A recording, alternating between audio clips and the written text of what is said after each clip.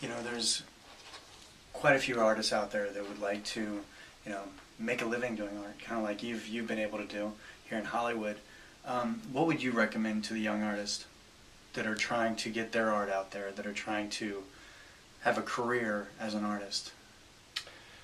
Well, what is the object? Is it to make art or is it to make a living?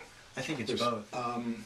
Well, I'm torn between saying be consistent because that's where the money is, and saying be yourself and experiment and don't stop growing, because that's where the art comes into the artist. Haven't you had to kind of do both? Yes, and with limited success in the consistency. I'm finally learning consistency at the age of 67. When I was young and totally fearless, I would do things that I couldn't do years later because I was too smart to know that that wouldn't work or whatever. But when you're young and stupid, you can get away with all kinds of things.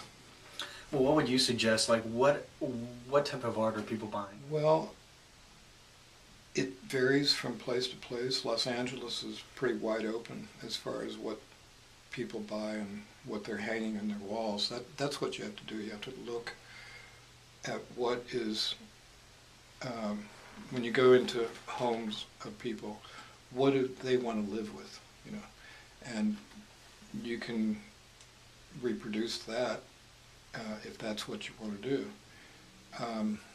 My own personal goal is to be a front runner. I want to create things that people want to hang, whether they've seen it before or not. Well, I see that like you're currently like getting into like an abstract contemporary art form. Is that kind of where you're going? Is that where you find people are interested in now? Yes. The new pieces are very sellable because A, they look modern. B, they're tasteful.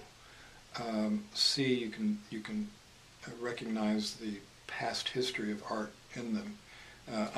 Some of my pieces are referencing Picasso, Klee, Kandinsky, Miro, and even Walt Disney. There's a lot of influences that are coming up to the forefront in my latest pieces, and oddly enough, they're selling. They're attracting attention.